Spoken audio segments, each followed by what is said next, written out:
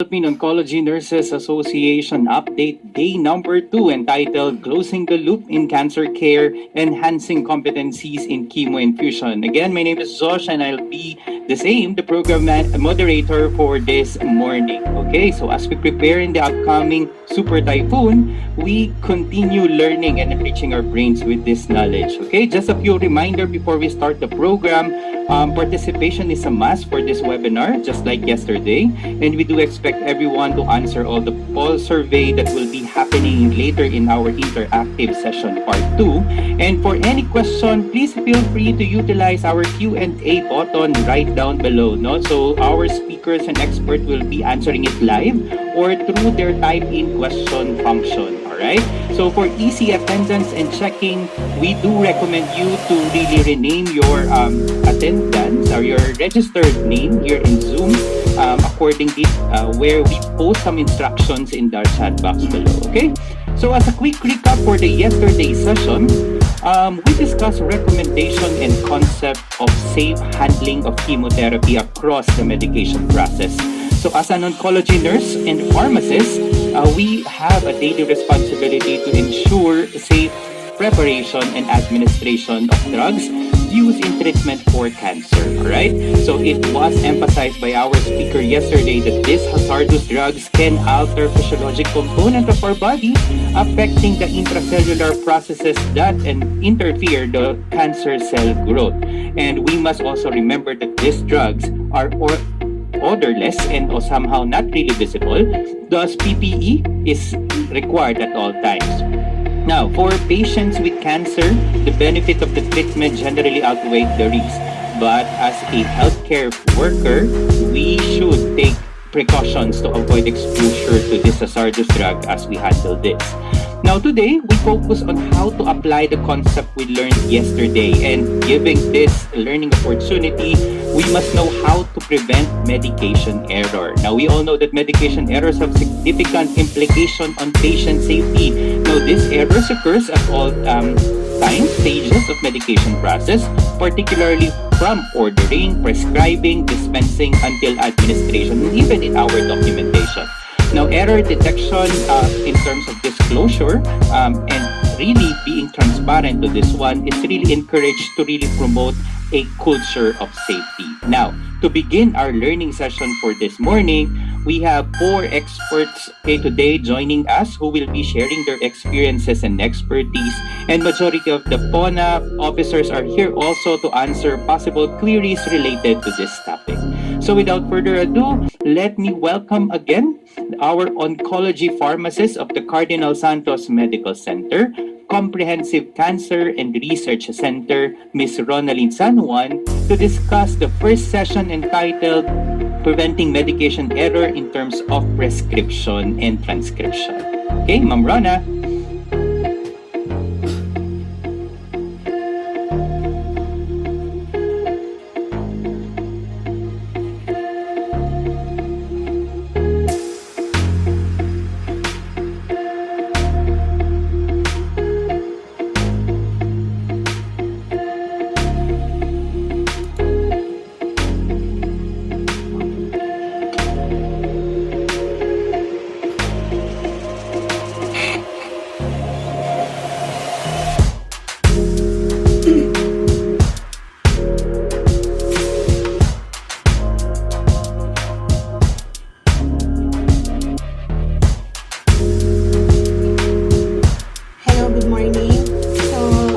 I'm here again, Ronaline San Juan. I will be discussing medication error prevention for prescribing and transcription.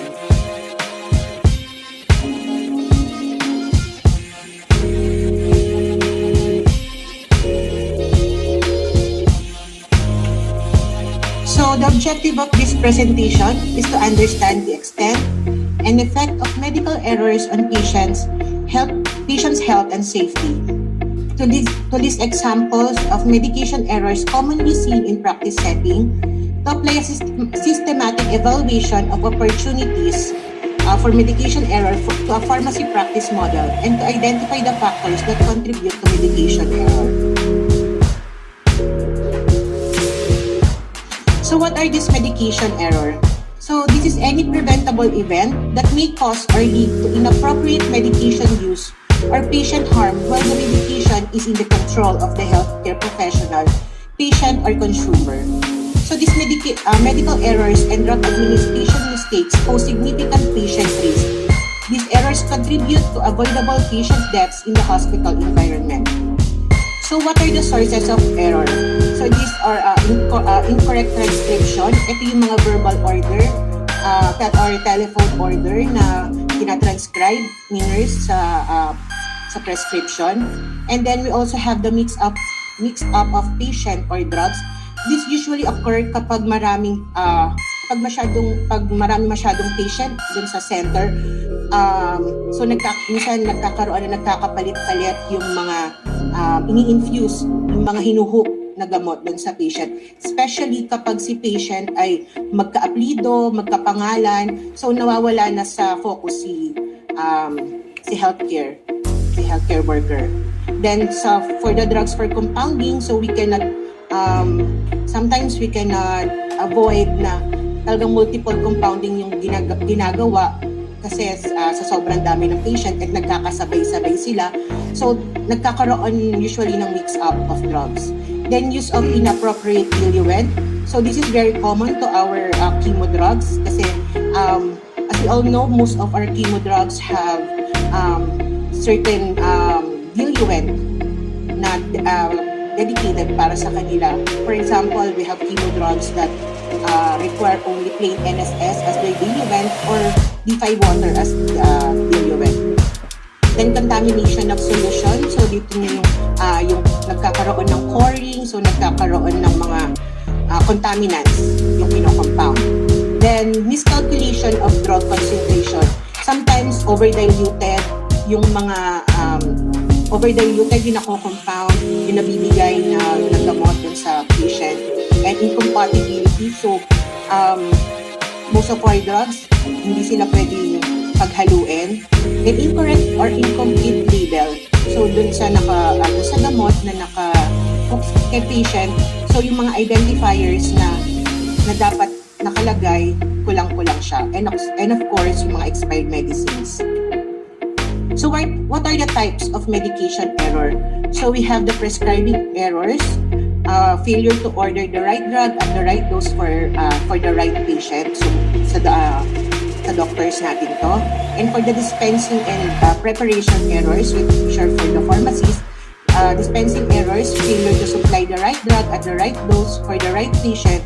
And for the preparation errors, failure to prepare the right drug at the right dose for the right patient. And for our nurses, we have the administration and monitoring errors. So for administration errors, this is failure to administer the right drug at the right dose by the appropriate route and method for the right patient. Monitoring errors, a failure to check the administration and effect of a medicine, so during infusion. So prescribing errors, this is the most common type of medication errors. Usually, this is the root of the medication errors, and the majority of prescribing errors are due to the use of dangerous abbreviations. So some of the examples are the use of microgram, the symbol mu for the microgram, which is mistaken as mg. So instead of using that sign, use mcg instead. And then the abbreviation QD, which means every day, it is often mistaken as QID or 4 times daily. So instead of using that, use the word daily. And for units, it is mistaken as the number 0. This will cause a tenfold overdose for the patient. So for example, 10 units could be seen as 100. So use the whole word unit instead of prescribing.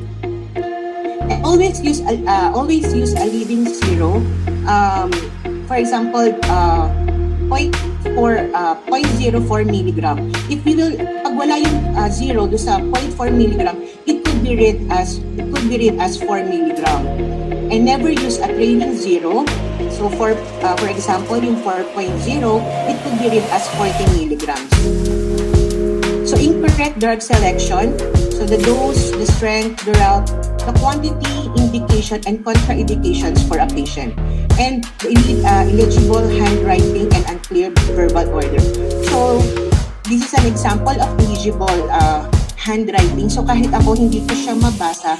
And for you all know, marami na rin akong natanggap na tanong na kung pinag-aralan ba talaga ng mga pharmacists yung pagbabasa ng mga illegible handwritings ng mga doctors. Well, hindi po namin yung pinag-aralan. Actually, the cause na nababasa namin siya is through familiarity of the drug. And so what are the methods to minimize prescription errors? So ensuring up-to-date reference sources, baka naman po yung meron tayong mga materials is outdated na po siya. And use of computerized physician order entry, ensuring knowledge of a drug before prescribing, ensuring an accurate drug history is taken. Baka si patient, allergic siya to a certain drug, so it's very important na drug history natin si patient. Then printing the drug name and patient details clearly on the prescription, including all details of drug therapy, example, the name of the drug, the dose, the direction, duration of therapy. Sometimes kasi hindi yung drug, yung dose, and then yung direction parang inasa na sa pharmacist na sila na yung mag-instruct kay patient. So very important yun. Minsan kasi hindi naaalala ni patient. So very important na nasa prescription kung gaano katagal and paano yung direction, kung paano i-intake yung gamot. And of course, avoiding the use of abbreviations. So next, the dispensing errors. Dispensing errors occur at any stage during the dispensing process, from the receipt of a prescription to the supply of a dispensed product to the patient. Dispensing errors reduce patients' confidence in the pharmacist.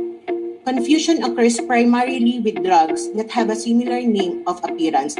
Itong totoo to, nagkakaroon ng loss of confidence ang patient sa pharmacist kapag halimbawa nahuli nila na nagkaroon na ng error si pharmacist na sa pagbibigay sa kanila ng gamot. Usually ayaw na nilang hahanap sila ng ibang staff kasi ayaw na nila na hindi na nila maipagkatiwala na tama pa yung ibibigay sa kanila ni pharmacist na gamot.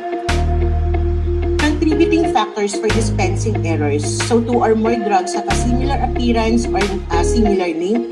So we have a look-alike and sound-alike drugs. So these are examples of look-alike and sound-alike drugs like the cisplatin and the carboplatin and so on. And of course, we have the look-alike drugs. If available to sa mga hospital nyo, mapapansin nyo talagang kahit ako matagal ng nasa oncology center, nakakalito pa rin talaga itsura itong mga gamot na to. Minsan kailangan titingnan mo talaga mabuti yung kanyang yung milligram at saka yung ml niya. So we have to read it very carefully. So contributing factors for dispensing errors, selection of the wrong strength or product. Yun, yung kanina halimbawa ang nakuha mo si 80 milligrams, ang kailangan mo lang pala is 20 milligrams. So yung mga ganon. Then lack of knowledge on new medicines, use of outdated and or incorrect references for dispensing procedures with inadequate checking and unreasonable workloads. So it is also very important na yung reference ninyo is pareho ng reference din yung doctor na ginagamit mo, so you can check each other's work. Then poor housekeeping standard, distraction and interruptions. Then dispensing unfamiliar products, dispensing before seeing a written order. Yan ang mostly na nagiging contributing factor din sa dispensing error.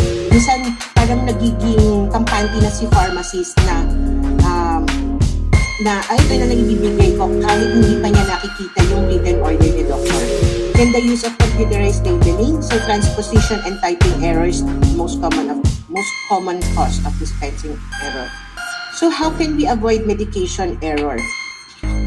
So to maintain the patient's safety and avoiding medication error, it is very important that the pharmacists, nurses, and other healthcare professionals adhere to the standard for safe medication practice known as the 5 rights. So the right patient, the right dose, the right time, and the right route. Methods to minimize dispensing error. So ensure a safe dispensing procedure. So dapat meron tayong written policy and procedures on how to do certain methods like this dispensing. Then separate the look-alike and sound-alike drugs, focusing on the task in hand, keeping interruptions to a minimum, maintaining workload at a safe and manageable level. Kapag halimbawa nagkakaroon ng medication error, usually ang nagiging nirarason ng healthcare worker is sobrang toxic, hindi na ako makafocus, pagod na ako. So it's very important na i-maintain lang yung workload, yung kaya lang. Then being aware of the high-risk drugs, the hypertonic electrolytes, yung mga cytotoxic agents natin, and insulin. Then introducing good housekeeping practices. So we should make sure that the workplace is always organized and clean. Use of computerized decision order entry and barcodes may reduce errors by up to 50%. Then review each medication to determine its necessity. Make sure the list of medication is complete. Then identify the condition for which each medication is prescribed. Determine the potential for any drug versus drug interaction. Determine the potential for any drug versus drug interactions versus disease interaction. Then for preparation error, this is when the medication requires some type of preparation such as reconstitution. So this type of error may occur. This kind of error may occur in the compounding of various intravenous admixtures and other products. So what is the role of the pharmacist? So refer back to doctor if there is any confusion.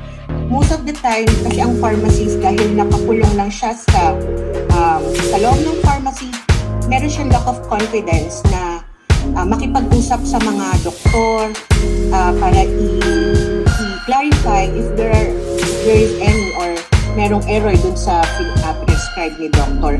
So, maging assertive tayo na itanong natin kay doctor or i-confirm natin sa kanya. So, it can be done naman in a good manner na hindi naman ma-offend yung doctor. The basic knowledge of dosing regimens for commonly used drugs, ensure proper storage of medications for proper efficacy. So i-arrange natin yung drug natin, for example, according to generic, yung madali para sa atin na hanapin yung gamot. And then put stickers of high of alert in areas where look-alike and sound-alike drugs are stored. So it is also better kung paghihiwalayin mo sila ng lalagyan. For example, gawin mo silang dulo sa dulo para hindi ka rin ganun, para hindi siya nakakalito. Then in case of wrong prescription, pharmacists should not react in front of the patient. So you could talk privately dun sa doctor. Kapag halimbawa may napansin kayong mali dun sa prescription ni doctor, i-confirm mo to kay doctor privately. Then read back to another professional.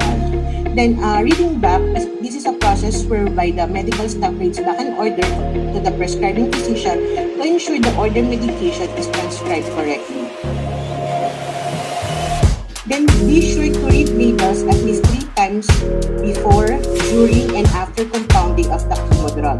So pag kinuha mo siya doon sa shelf niya, tingnan mo na, i-check mo na agad yung label, yung kahon, yung box ng chemo, yung gamot, and then ipasok mo na siya sa isolator. And then during compounding, i-check mo siya ulit, make it a habit na tinitingnan, habang nagko-compound ka, tinitingnan mo yung bote niya, tama ba itong kino-compound ko? And then after compounding, check mo ulit, tama ba yung gamot na kinompound ko para doon kay patient. Then prepare the medicine in a well-lighted room. Then check the expiry date of the drug before compounding. Be alert to usually large dosage or excessive increase in the dosage ordered. So maging aware kayo, bakit masyadong tumaas yung dose ni patient? Bakit bumaba siya ngayon? So i-check mo, tumaas ba yung weight niya? Bumaba ba yung weight niya? Meron bang nagbago sa PSA? Or meron bang dose modification sa kanya for a certain meron siyang certain disease or meron siyang kailangan ba mababa, mataas ba yung creatinine niya, so kung kailangan bang ibaba yung kanyang dose. Then double check all calculation, even simple calculations.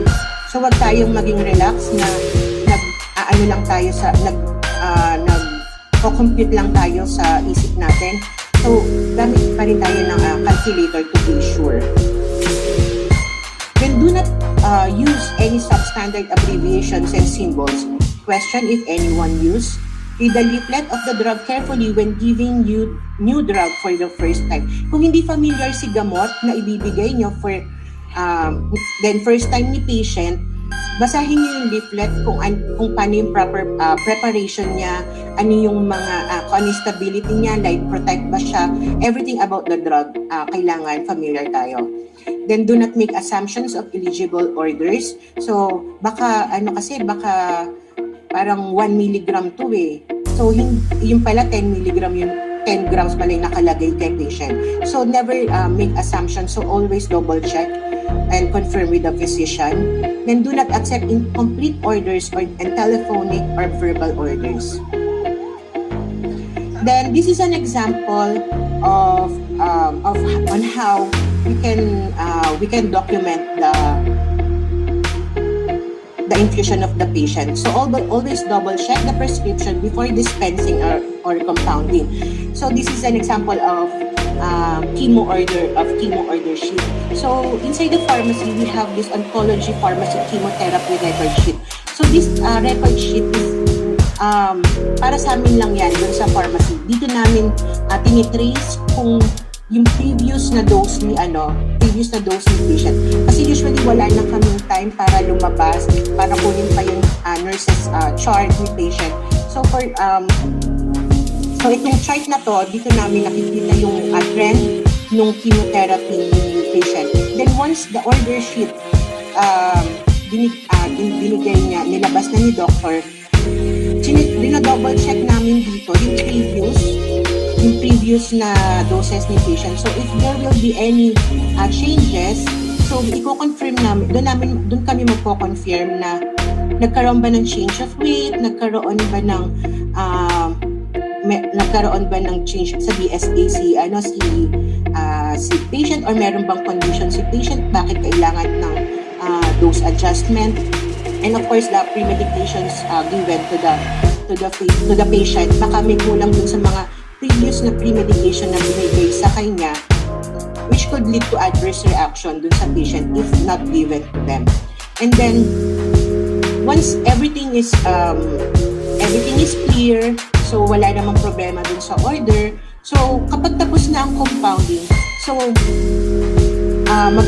magsasign si nurse ay si onco-pharmacist, which is siya yung nag-compound, ipapa-double check niya dun kay another pharmacist, kay onco-pharmacist 2, and once na di-dispense si gamot kay patient, ipapasign yun kay nurse, so meaning na i-dispense niya, na-read back niya kay nurse to, and then si nurse naman, ipapa-double check niya to another nurse.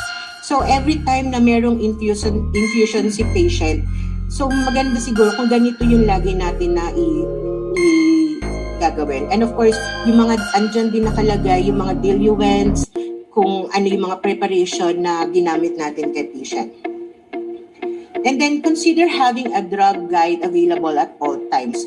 So ito yung example nung sa loob ng isolator kung saan nagko-compound. So beside it, meron kaming summary of dilution table. So dito, habang nagko-compound si pharmacist, kung halimbawa meron siyang medyo hindi siya sigurado dun sa kanyang kino-compound, pwede siya agad mag-refer dito sa dilution table na ito. So ito, ganito itsura ng dilution table. So nandyan yung generic and then yung brand na available namin. If you do not have yung mga brand na ito, so it depends kung ano yung brand na meron available sa inyo. And of course, the availability of the drug, available dosage na yung strength, and how should it be reconstituted. Is it okay with isotonic or kailangan sterile water for injection lang siya? And then the concentration, ano yung required concentration ni drug? So dito natin na-check kasi kung okay ba na si For example, si bendamustine is idadilute po into 1 liter, which is, for example, si 100 milligrams sa bendamustine, idadilute po na siya into 1 liter. So, hindi siya pasok din sa drug concentration. So, you can always compute for the drug concentration of this, for this drug. And then, the IV fluids needed for further dilution. So, if the drug is for NSS lang, or pwede namang both, or for D5 water lang. And of course, the vial stability, once punctured, so how long will it last? So, there are certain drugs that could last up to 48 hours.